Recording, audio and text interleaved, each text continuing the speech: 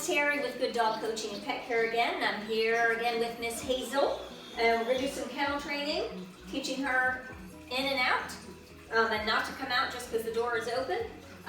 If you watched the video, her intro video, you'll see where we talked about getting the right fit on the prong collar. I've attached the carabiner, so I don't know if you can see this or not, but we've got a heavy duty, it's a pretty big one. Probably doesn't need to be this big, but it's fine. This is what her mom brought, and it's perfectly fine. It's a locking carabiner, so I have from the O-ring on the prong collar, attach the carabiner to the other ring on her regular collar. We got quite a talker here. So locking carabiners are great because, you know, if they're not locking, you can get, the dog can be scratching and pop that carabiner right off. Or sometimes I've even seen it where it's clipped on to other parts of the collar and totally messes with the action of your collar. So you want to have that. So let's go.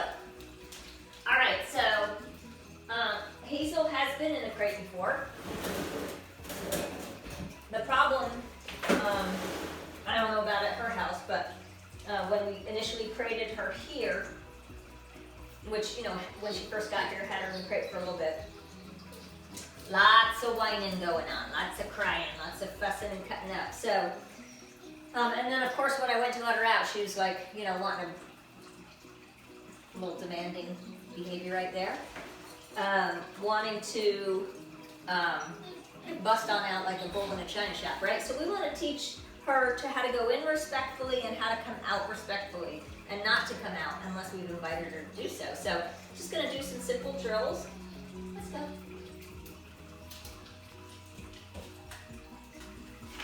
And at first, good. Not uncommon, you know, if you've never crated your dog, or, you know, hey, she's in a new place. This is totally different for her. It's not uncommon for you to have to physically get them in there, okay? But once we do the drills, in and out, in and out, in and out, she'll go in on command and she'll come out, you know, we can open the door and she'll wait inside and come out when we've invited her to do so. So right now, what I'm going to do is I go to open the door. If she attempts to come out, I'm just going to shut the door abruptly, okay? So any movement toward the door, I'm going to shut the door abruptly. So, and normally if I weren't filming, I'd be totally quiet.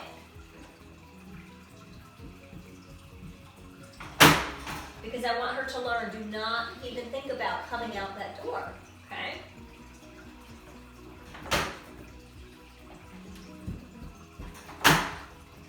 Head moving forward means the brain is thinking about coming out, okay? And I want her in the mindset of waiting patiently for me to invite her out.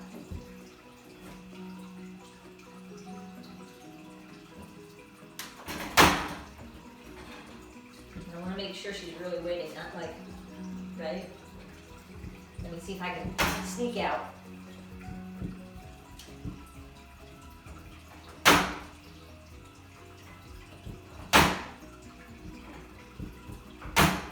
I don't even want that nose poking out. There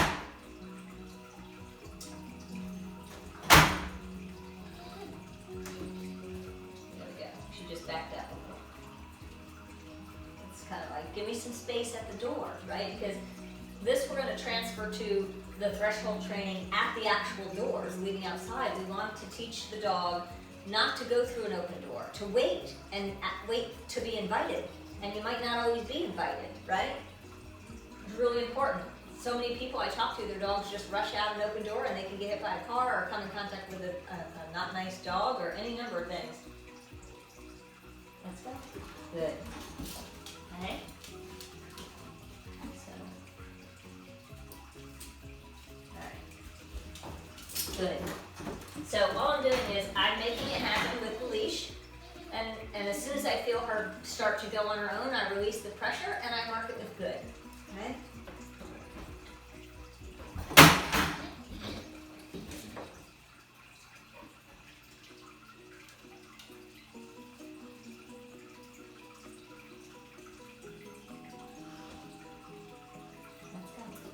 Good.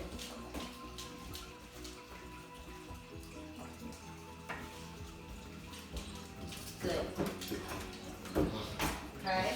So if I'm pulling her in, I'm not going to say good then, but as soon as she starts to go, I feel her moving in, I release the pressure and mark that with good, because the good is, that's what I want. I want her to do it on her own. I want her going in there on her own.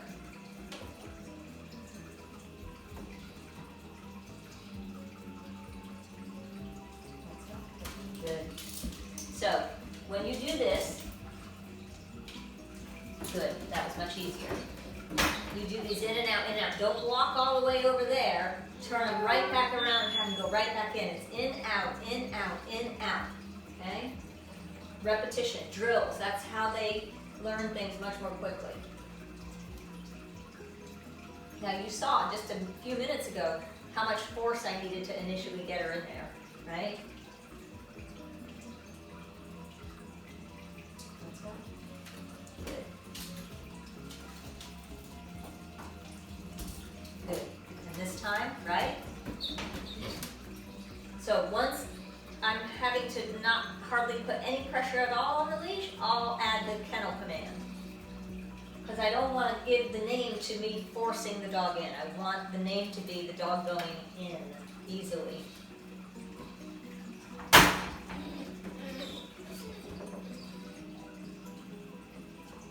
And right now I'm standing pretty still, but eventually I want to get to where I can move around a little bit and the dog, doesn't think I'm inviting it out just because I'm moving, right? I want it waiting for the command. Let's go. Good.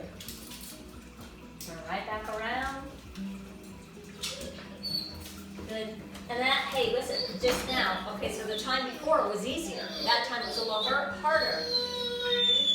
It's okay, we're only a few minutes into this exercise, right? To be expected.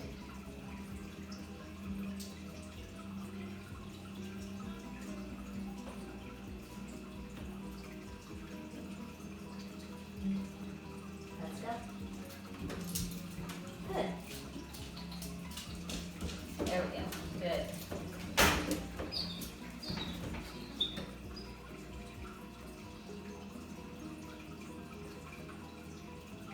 Let's go. Good. Good. So, all the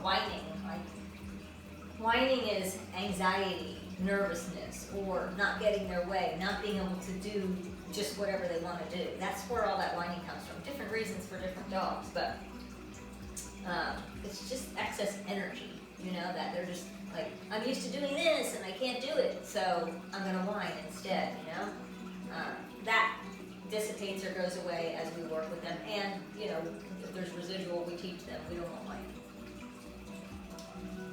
I mean, nobody likes a whiner, right? Let's go. Good. Good. All right, so this next one, I'm gonna say the word, the Kennel Command, which is just kennel, as I'm directing her in.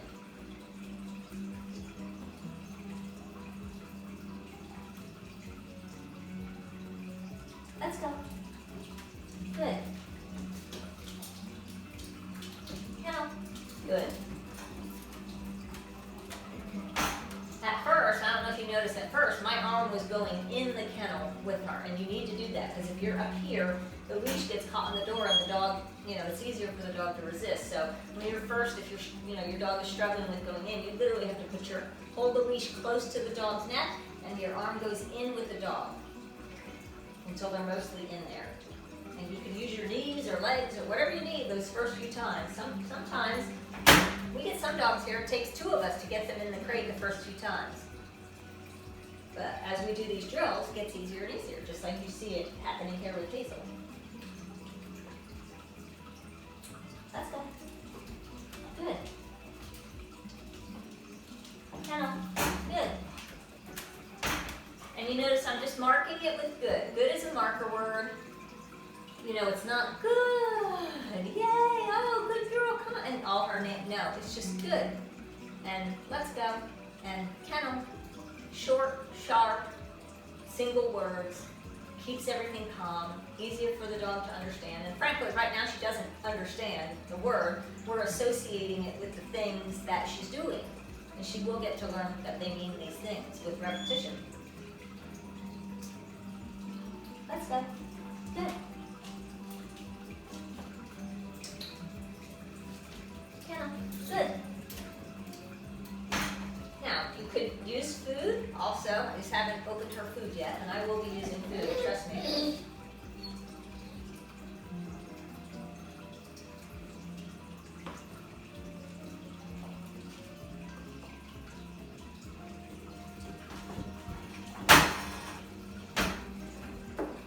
So a little more challenging when I'm moving around. But you gotta be ready, right? Because I didn't say let's go. My body's moving like as if I were saying it, but I'm not. I'm just challenging her a little bit more. I want her to listen to what I'm saying, not what I'm doing. Let's go. Good. Kennel. Good. So we're going to do a lot more of these drills, and we're going to do them every single day. She's going to get really good at it. But I just wanted to share that with you, because we need, there's manners involved here. We want good manners. We don't want the dog busting out. We don't want the dog fighting to get in. We want to be able to say kennel. The dog goes in. We want to be able to open the door, and the dog waits until we say let's go, that they can come out. And by the way, you notice I have a leash and collar on her, right? So if your dog is untrained, that's what you do, even inside the house. You reach in and you put your tools on your dog before you ever bring the dog out. You don't have it come out and then try and wrestle the dog, or the dog's all excited when you're trying to put tools on. You do it in there so that when they come out, they're already under under control. And same thing, if I were going to kennel her up right now, I'd have her go in, leash and collar on. Once she was in there, I would reach in and take off the leash and collar. Not out here, everything in there, okay? So, that way, in the beginning, when you don't have verbal control yet, you have physical control, and that's what your dog needs to know, all right? So, again, this is just the beginning of Miss Hazel's journey. Day 1, just a few hours in, and we're gonna work on a lot of different things. Right now we're this, then I'm gonna do some loading of the clicker and clicker training and starting her on the basic obedience commands and things too. So, if you have questions about this kennel training, kennel drills, or anything else, feel free to message me. You can post it in the comment section, or you can email me at info@gooddogcoaching.com. info@gooddogcoaching.com. Take care. Bye-bye.